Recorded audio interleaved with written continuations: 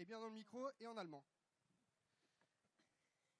Bon, bonjour à tous et merci. Donc, je trouve ça super que cette intervention vienne à la suite de tout ce que vient de dire Michel Beauvais, qui est vraiment avec l'urbaniste, qui est vraiment une question pour nous aussi très importante de l'architecte dans la ville. Et d'ailleurs, Samir Farah a vraiment fini son élocution en parlant de l'hôpital comme un quartier dans la ville. Donc nous sommes tout à fait dans cet état d'esprit. Je vais vous emmener, je ne vais pas vous montrer de projet, mais on va visiter un petit peu quelques territoires français et quelques lieux. Alors voilà un hôpital qui n'est pas encore dans la ville. Certains le reconnaissent, c'est l'hôpital de Reims, construit tout au début du XXe siècle et qui est dans la campagne, évidemment, comme nous racontait cette histoire hospitalière. Et puis le voilà encore en plan, vous le voyez bien là, il est ici.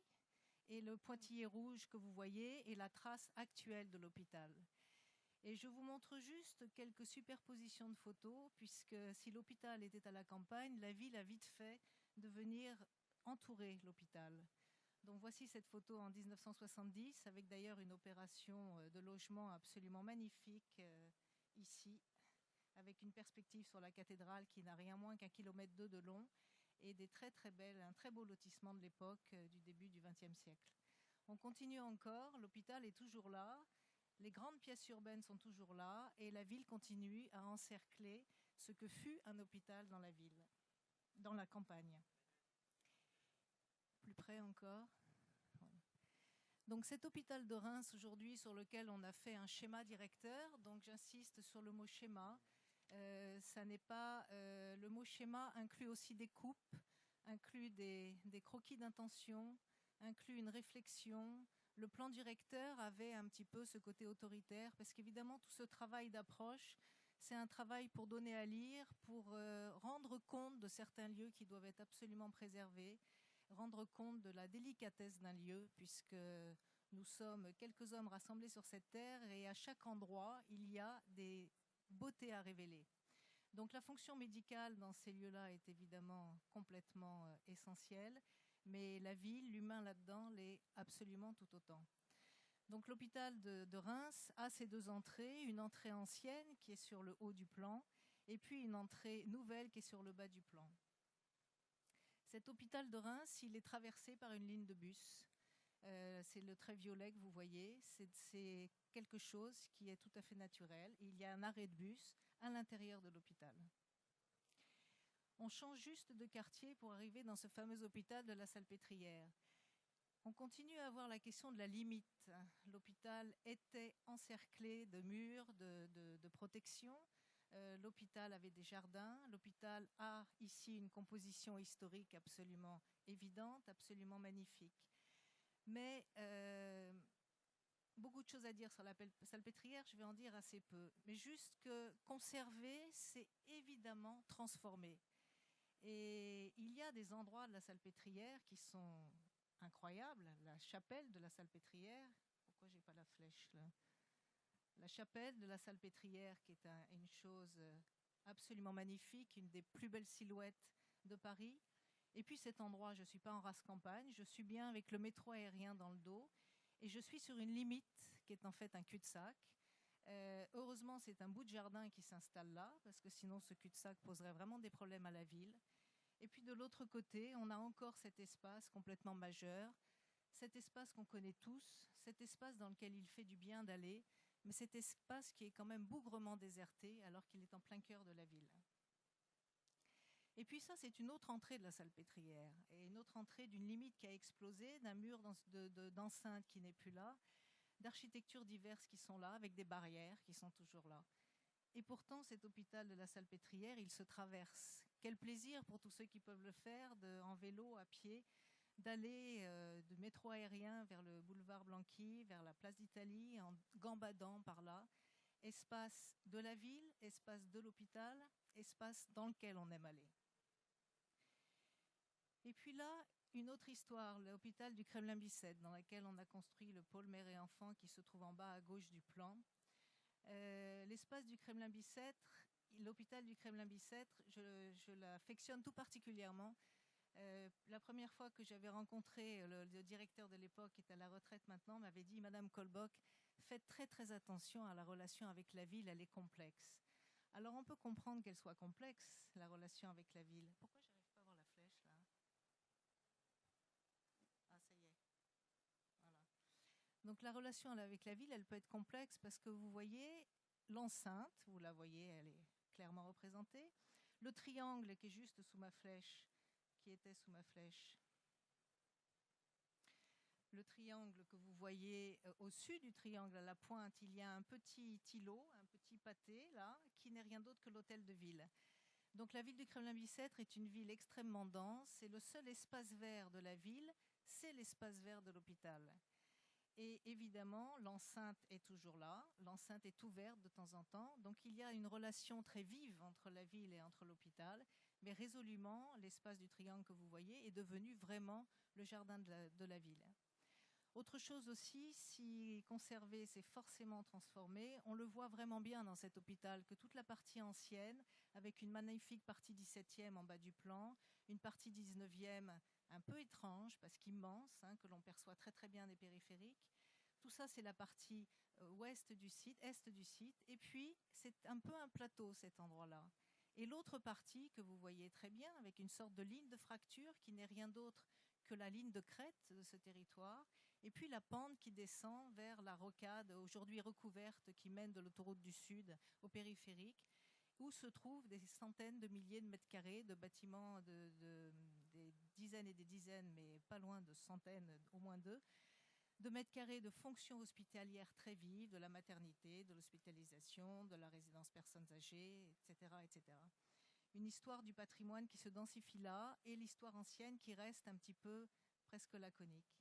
Et pourtant, l'entrée de l'hôpital du Kremlin-Bicêtre, c'est celle-ci. Côté ville, c'est l'espace majeur de la ville. Quand la ville fait une fête, quand il y a une fête un peu foraine qui vient dans cette ville, c'est devant le parvis de l'hôpital.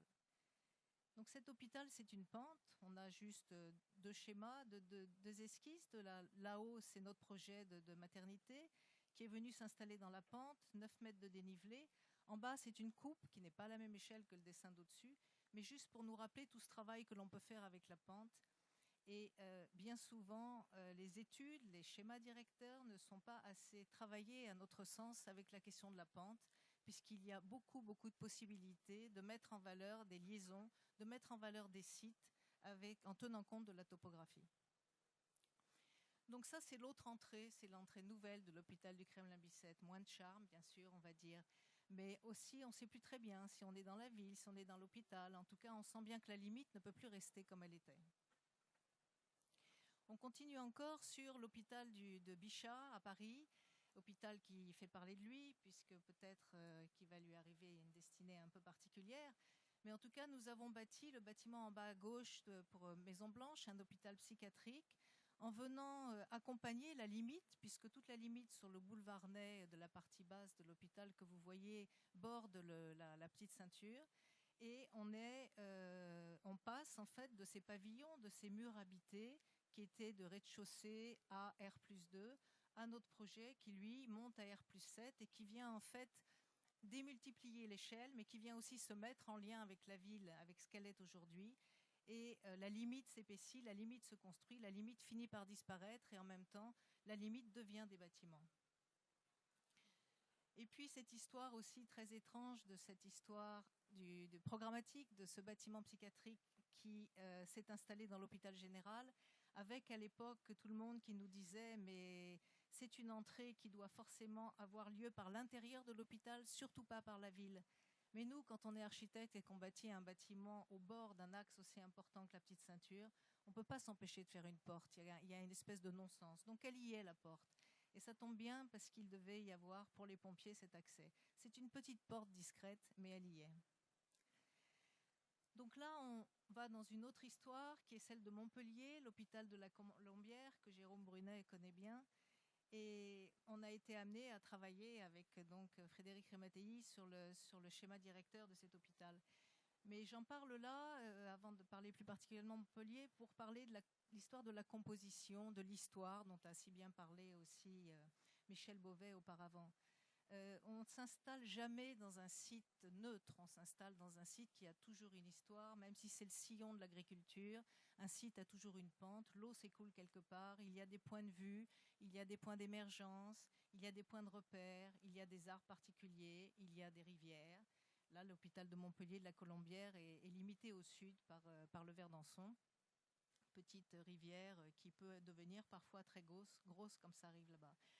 Composition extrêmement rigoureuse du plan classique, l'axe central, le milieu des deux carrés, le pavillon des femmes à gauche, le pavillon des hommes à droite. Les choses étaient simples à l'époque, hein, elles sont un petit peu plus compliquées aujourd'hui. Mais histoire urbaine qui a gardé une grande présence. Une autre histoire urbaine, celle de Rennes. Alors là, je lui en veux un petit peu à ce plan historique. Comme je le dis à chaque fois, j'ai l'impression que celui qui a dessiné ce plan masse avait une médaille militaire accrochée au mur et il s'est mis à dessiner la même chose. Autant le plan de la Colombière auparavant est un élément structurant et qui continue à l'être, autant celui-là, en dehors de son axe de centralité, qui donne évidemment un axe de composition, on se demande un peu ce que deviennent les bâtiments. D'ailleurs, ceux qui sont noirs ont été construits, ceux qui sont rouges n'ont pas été construits. Et puis, on retrouve ce qu'est devenu l'hôpital de Montpellier. Donc, on retrouve toute la partie 19e sur la gauche qui est encore très présente. Beaucoup de bâtiments ont été transformés par Jérôme Brunet en bâtiments psychiatriques. Et puis, quelques bâtiments un peu plus étalés dans le site des années 60, en particulier la Péronie, par ici.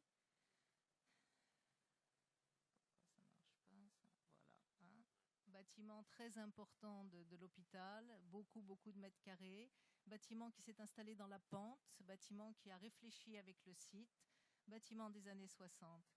Rien à voir avec celui-là. Celui-là, c'est les années 80. J'en veux un peu aux années 80 parce que c'est des années qui sont 80-90 même. C'est dans le logement en fait que j'en veux un peu. Finalement pour l'hospitalier peut-être moins, mais on retrouve un peu le même genre d'histoire. On a une impression de gâchis. Hein, le logement des années 80 a densifié la ville à outrance alors qu'il n'y avait pas le problème de l'urgence comme après la guerre. Mais dans ce territoire-là, ce bâtiment qui s'appelle Arnaud de Villeneuve, lui, ce qu'il a comme spécificité, c'est d'avoir deux plaques d'inauguration. Déjà, on sent que ce bâtiment a souffert, il s'est passé des choses. Deux plaques d'inauguration, une à gauche, une à droite quand on rentre. C'est un bâtiment qui a donné un gros coup de bulldozer dans le site pour s'installer. Et en transformation de cet hôpital, c'est comme par hasard un bâtiment qui pose problème. Ça, c'est l'hôpital de Rennes, donc suite au plan médaille qu'on a vu tout à l'heure. On n'a plus beaucoup de lecture des pavillons anciens. On a évidemment la lecture de l'axe de symétrie, qui a été occupé d'ailleurs par un bâtiment assez récemment. Mais en tout cas, les projets de Rennes s'organisent peu à peu dans un territoire de façon un peu irrégulière. Mais pour autant, il est complètement dans la ville, cet hôpital. Il est tellement dans la ville, on verra, qu'il est traversé, desservi par le métro. Alors toujours à propos de Rennes, autre thème extrêmement important, c'est la question de la géométrie. Vous voyez cette planche, elle ne fait que raconter chaque couleur sa géométrie, son organisation géométrique. Que c'est important dans la ville, cette organisation géométrique, parce qu'elle donne de la cohérence, elle permet, nous, architectes, urbanistes, paysagistes, de réfléchir avec ces compositions géométriques, qu'elles soient classiques ou nouvelles. Il y a évidemment des différences de densité énormes, puisqu'on voit bien sur la droite les couleurs bleu-orange, c'est la ville, avec le bleu à droite, c'est vraiment la ville ancienne de Rennes, avec l'île qui passe, et puis la ville s'est développée, les pavillons, la zone orange, puis la voie ferrée s'est installée, installant une nouvelle limite de la ville, et puis on retrouve quelques pavillons de notre hôpital, c'est le rouge carmin, vous les voyez en toute petite barrette. Il en reste 3 visibles. Et puis tout le reste, c'est les différents pavillons de l'hôpital qui se sont installés. Et puis encore plus à gauche du plan, tout le quartier bleu, le quartier de Villejean, quartier dessiné par Retsch dans les années 60-70, quartier extrêmement intéressant dans son installation au site. Donc l'hôpital est infiniment une partie de tous ces quartiers, un quartier parmi les quartiers. Donc si on revient plus spécifiquement sur Montpellier, on retrouve cet hôpital, 1,5 km de long, 500 mètres de large, situé lui-même à 300 mètres d'un autre hôpital qui s'appelle Saint-Éloi, construits, dont les pavillons anciens ont été construits à la même époque que la Colombière. Le tramway qui dessert tout ça, la rocade en rouge, donc l'hôpital extrêmement bien desservi dans la ville de Montpellier. Donc on retrouve cette carte historique que vous avez vue, puis je vous refais cette petite histoire que j'adore, qu'on adore faire. Hein. Donc la ville se densifie, donc les années 60 arrivent avec le fameux bâtiment de la Péronie en haut et puis le bâtiment Guicholiac dans le site en bas.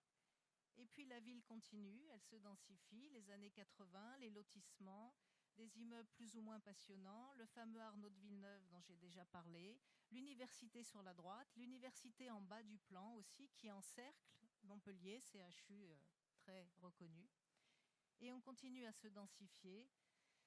Dans les années 2010, voilà l'image du bâtiment, voilà l'image des bâtiments, voilà à quel point l'espace vert que nous avions dans le haut du plan de la Colombière est devenu en fait peu à peu, on pourrait dire, l'espace vert de la ville. Donc nous voilà partis avec nos petits souliers, si je puis dire, et nos têtes. On était avec Philippe Picard et toute l'équipe, avec l'équipe des GIS aussi. Donc assisté évidemment d'un bureau d'études médicaux, économico, tout très bien. Pour tous les chiffres, pour toute la rentabilité, tout ça, et nous pour comprendre ce site. 1,5 km de long, 500 mètres de large, un charme évident dans la partie 19e, des choses pas passionnantes à droite et en même temps très fortes, mais une impression de gabegie, un hôpital longé par l'arrivée de la rocade, par le tramway, 1,5 km de façade sur la ville, c'est quand même pas rien. Et puis le haut de l'hôpital qui lui est donc limité par le Verdançon, comme je le disais, par des accidents topographiques, mais Montpellier tout est un petit peu mou, un petit peu petit, donc pas de gros accidents topographiques, mais quand il n'y a pas l'horizontale dans un site, c'est toujours plus compliqué à aménager. Donc si on visite rapidement, vous voyez la porte ancienne de la Colombière, évidente, dans l'axe d'une rue qui existe toujours, rue qui est devenue la rue d'accès par le tramway. Eh bien ce beau portail classique est résolument fermé, cadenassé, c'est surtout pas là qu'on rentre. C'est tellement mieux de rentrer ici. Donc c'est là qu'on rentre si on vient à Montpellier après. Alors on ne sait pas si on rentre dans un supermarché, on ne sait pas si on rentre dans un lotissement, on ne sait pas si on rentre dans une faculté. Bref, c'est quand même là qu'on rentre. Puis si on décide de ne pas rentrer là parce que finalement on n'est pas très sûr, on est sauvé parce qu'il y a un bâtiment qui signale l'hôpital, c'est la chaufferie. Donc la chaufferie, elle est super bien placée, elle est sur l'axe principal, elle est à un moment de rotation, de pivotement de cet axe principal hein, sur lequel le tramway passe, j'insiste, il est sur la droite de la photo. Mais avec la cheminée, au moins on n'est pas perdu, on a compris qu'on arrivait à l'hôpital. Et puis voilà le fameux Arnaud de Villeneuve qui a ses 2 plaques d'inauguration. Voilà le bulldozer qui est passé. Ils étaient un peu mieux plantés dans le site, les bâtiments, avant, quand il n'y avait pas le bulldozer, parce que c'était compliqué avec la brouette de ressortir des pelletées de terre. Et puis quand il y a eu le bulldozer, c'était facile de taluter tout ça, hein, de faire une horizontale comme ça tout d'un coup sur un site, et pof pof, je te fais l'horizontale, et pof pof, je t'évacue un peu les terres. D'ailleurs, je vais les mettre un peu en talus, comme ça va faire joli. Et puis total, ce bâtiment, on ne sait pas quoi en faire. Il est d'une complexité terrible, il y a des bagnoles partout autour, il met bien à distance la rue, il y a une espèce de ravin entre la rue, hein, le trait que vous voyez à droite de la photo, c'est là où passe le tramway, une espèce de ravin qui sont ces voitures, puis le bâtiment. Et puis pour arranger le tout, il y a ce passage qui est entre ce fameux bâtiment Arnaud de Villeneuve, qui a été fait dans les années 90, qui est censé relier l'autre bâtiment, la Péronie, qui lui, dans les années 60, a été beaucoup plus précisément et intelligemment installé dans le site. Manque de peau, on ne croise pas de lit dans cette galerie de liaison, puis elle est en pente. Alors c'est quelque chose qui fonctionne mal. Par contre, c'est quelque chose qui urbainement pourrait bien fonctionner, puisque ça nous donne un effet de Porsche. Puis on voit que les urgences sont au fond, là, hein, les flèches. Donc on est persuadé que par là, on va aux urgences. Sauf que manque de peau, il faut tourner aux urgences tout de suite à gauche.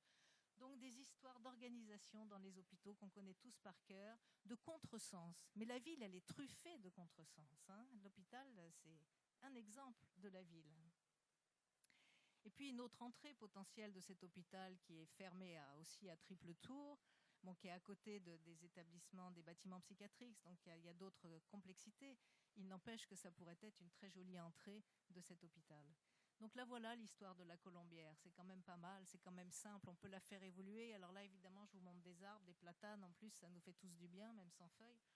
Mais il y a une organisation de cette histoire du 19e qui est hyper claire. Les pavillons avaient un rapport au sol qui était très pertinent, puisque les bâtiments avaient tous une rehausse, ce qui faisait que côté jardin, ils avaient des cours absolument de plein pied avec les rez-de-chaussée, et qui donnaient du coup en balcon sur d'autres, qui permettaient à la fois de préserver une unité de soins et de voir les autres. Et puis là, c'est par exemple le projet de psychiatrie qui a été installé là, dans l'ordonnancement du reste. Mon projet à rez-de-chaussée, une densité qui n'est pas celle que la ville nous demande souvent, mais en tout cas une réelle élégance de tout ça. Le jardin, la pinède, avec le vert d'Anson, qui pourrait devenir un morceau vert de la ville. Et puis l'arrière du bâtiment des années 60, des voitures, des vagues de goudron qui sont venues ci et là faire ce qu'elles peuvent pour accueillir les voitures. Un bâtiment qui est censé avoir à voir avec cet hôpital, puisque c'est la bibliothèque de l'université, mais par sa forme convexe, montre son dos et évite surtout le lien avec l'hôpital qui est derrière nous dans la photo. Encore un ravin avec l'eau canalisée, un ravin qui forme une limite naturelle, même si ce talus n'est pas vraiment naturel. Complexité de la topographie. Il faut relier, mais la topographie est là pour nous empêcher de relier. Topographie à utiliser de façon, nous aussi, là aussi avec les bulldozers, mais ça fait partie de notre travail. C'est pas nous qui l'avons fait, mais ça fait partie du travail que l'on sait faire, de creuser le sol pour faire du lien. Donc pour finir, cet hôpital a quelques axes évidents, a une organisation très claire, la partie 19e, un axe qui sépare nettement la partie 19e de la partie 20e, c'est lui, qui est d'ailleurs un passage dans la ville, qui est un raccourci. Beaucoup de gens qui habitent au sud de ce plan pour descendre au nord passent par là. Les deux gros mastodontes, celui des années 60, celui des années 80, puis à l'extrême droite, le petit croissant de lune, là tout petit que vous voyez ici, qui est cette fameuse bibliothèque de l'université qui est dans tout ce secteur-là et dans les secteurs en bas du site. Donc qu'est-ce qu'on fait avec tout ça ? Avec tout ça, on joue à la taupe un peu, c'est-à-dire qu'une seule chose nous permet de relier de façon pertinente cet ensemble, c'est la lecture topographique de ces lieux, pour comprendre un peu ce qui est relié à quoi, pour relier les histoires entre elles, pour relier les différentes parties fonctionnelles, évidemment. Donc on a coupé en tranches successives horizontales le site, avec des niveaux que l'on avait repérés, pour ne pas faire 48 plans, mais en tout cas ce premier niveau qui montre que la colombière ancienne est bien posée déjà sur un niveau très défini, mais qui montre aussi que la Péronie a déjà tout son niveau rez-de-chaussée qui est déjà plus ou moins dégagé pour faire venir de la lumière, alors qu'Arnaud de Villeneuve sur la droite est vraiment en sous-sol à ce niveau-là. Et puis le niveau d'au-dessus, eh bien ça y est, le sous-sol d'Arnaud de Villeneuve est devenu son entrée. La Péronie, son entrée est en bas du plan, on ne rentre toujours pas dedans. Et puis tout le reste est clairement dégagé quand on est à ce niveau-là. Et quand on coupe encore un niveau, on peut enfin rentrer dans le bâtiment de la Péronie, qui est donc celui qui est très symétrique, là où il y a un petit rond devant. Et puis on s'aperçoit aussi qu'à ce niveau horizontal, le petit croissant de lune à droite apparaît. C'est-à-dire que tout d'un coup, en faisant ces plans, on a vu qu'il y avait un lien de niveau entre cet accès de la Péronie, qui se trouvait donc très loin et absolument pas en covisibilité, avec la bibliothèque à laquelle, de près ou de loin, on pouvait s'intéresser pour développer dans le schéma directeur une liaison efficace entre le CHU et l'hôpital. Donc ces plans aussi, pour aboutir à une planche qui sont pour nous les éléments principaux à démolir de ce site, avec finalement très peu, et un bâtiment en particulier qui est le tétraèdre en bas, très souvent utilisé dans la figure hospitalière, et c'est pourtant une configuration formelle qui est très bien pour les prisons, c'est l'histoire du panoptique, un petit peu moins bien pour l'hôpital, et surtout très très très très pas bien pour la lecture urbaine des choses, puisque c'est un bâtiment qui nous perd tous, avec ses ailes qui nous donnent l'impression d'entrer, finalement on s'aperçoit que c'est 3 fois la même scène. Et là où il est posé dans cet hôpital de Montpellier, il complexifie énormément l'appréhension depuis ce grand axe urbain, de l'appréhension de la compréhension de l'hôpital. Si on le retire, c'est plus clair. Si on le retire et qu'on décide qu'à la place des hachures vertes, c'est un parvis d'entrée avec un jeu très subtil à faire avec des paysagistes d'installation, de parking qui glisserait un peu dans le sol, on aurait ici quelque chose qui pourrait vraiment être intéressant. Mais juste pour finir, cette image de Rennes, où je reviens sur cet hôpital de Rennes, puisque vous voyez là, toute l'étude qu'on a menée, je ne vous montre pas le résultat final, c'est finalement pas ce que je voulais montrer le plus, mais plutôt toute cette marge d'approche, de lecture d'un site, c'est que l'hôpital de Montpellier, il est assez clair que ça peut être pertinent de développer un grand parvis, un accès principal, parce qu'il y a ce grand front de rue, il y a le tramway qui est là, il y a une relation à la ville, il y a une sorte de façade principale. Ce qui fait que quand on est arrivé à Rennes avec nos mêmes chaussures et nos mêmes têtes, j'ai passé quelques jours à chercher l'entrée principale. Pas que je ne la trouvais pas, c'est que c'est impossible dans cet hôpital en fait qu'il y ait une entrée principale, tellement cet hôpital est infiniment lié de partout avec la ville autour, quelles que soient ses époques. La ville ancienne à droite, la ville années 60-70 à gauche, de nouveaux quartiers qui se développent au nord, l'université qui continue à se développer au sud. Et donc juste les 3 M qui sont la ligne de métro, de petit métro qui devient aérien d'ailleurs, aérien au niveau de l'hôpital, qui va permettre d'ailleurs que l'hôpital peut continuer à se développer au-delà de cette limite. Et voilà, juste un contrepoint avec Montpellier pour insister sur cette limite qui a ici totalement éclaté par rapport au début de l'histoire hospitalière du 19e siècle. Voilà, je vais m'arrêter là.